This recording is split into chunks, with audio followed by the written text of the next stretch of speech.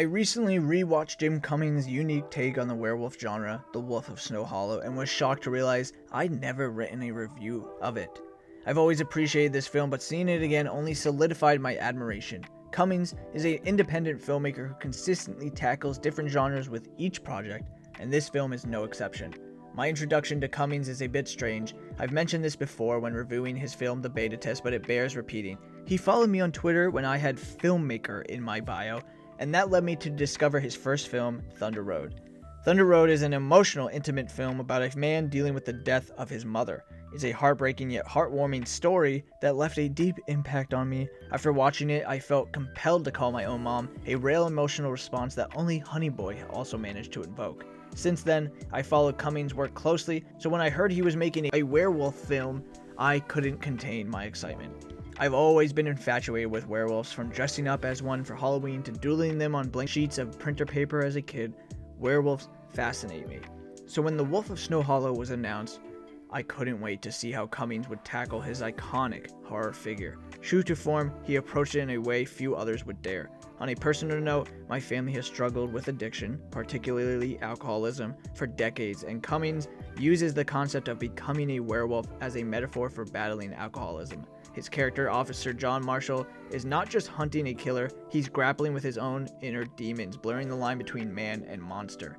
Despite the weighty subject matter, The Wolf of Snow Hollow masterfully blends humor into its thriller and drama elements. Who says there's no unique, innovative horror films anymore? The plot follows a small town gripped by a series of grisly murders, with rumors swirling that a werewolf is responsible. Cummings' character, Officer John Marshall, is determined to prove the killer is human despite mounting evidence to the contrary. The film deftly melds horror, comedy, and drama, creating something that feels raw, heartfelt, and uncomfortably real. The performances are exceptional across the board. Ricky Lindholm's portrayal of Officer Julia Robson provides a grounded counterpart to Cummings' character, bringing balance and intelligence to their dynamic. Robert Forster, in his final role as Sheriff Hadley, delivers a poignant and powerful performance that adds emotional weight to the story. The cinematography is equally impressive, capturing the small town's idyllic beauty alongside the eerie tension of the unfolding mystery. One of the things that stood out to me on this rewatch was the delicate balance between humor and tragedy.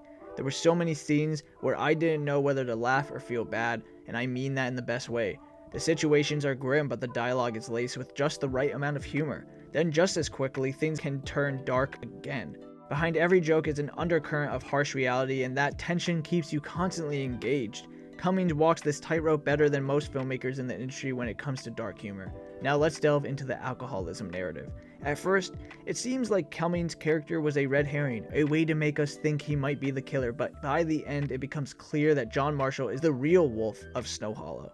Not in a literal sense, but in how his struggles with alcoholism drive him to become someone he doesn't recognize. His journey to tame the wolf within himself parallels the werewolf myth in a way that's both poignant and gut-wrenching. Even though he learns to control his drinking, by the end, the toll it takes on his family and career is undeniable. He loses the sheriff position, and that final scene where his daughter leaves for college and doesn't hug him goodbye speaks volumes about the lasting impact of his addiction. It's a sobering portrayal of how alcoholism affects not just the person suffering, but everyone around them. The Wolf of Snow Hollow is without a doubt one of the most perfectly paced murder mysteries I've ever seen. Jim Cummings pulls off a performance that is both hilarious and heartbreaking, as the stress of solving these murders slowly tears him apart. The film finds its own unique style, one that I fell in love with from the very beginning. Each rewatch reminds me why Cummings is one of the best independent filmmakers working today. He deserves far more recognition. Not only is this film a brilliant blend of horror and drama, but it also boasts one of my favorite third acts of any film.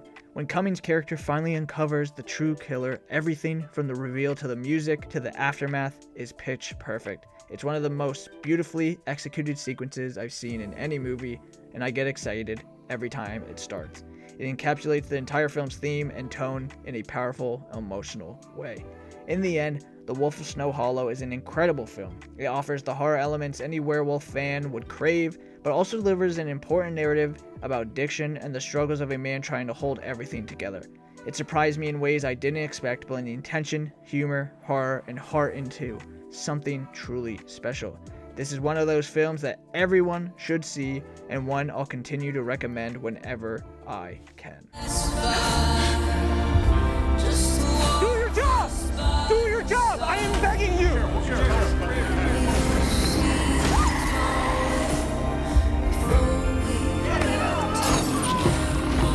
You want to be sheriff? How about we start acting like one?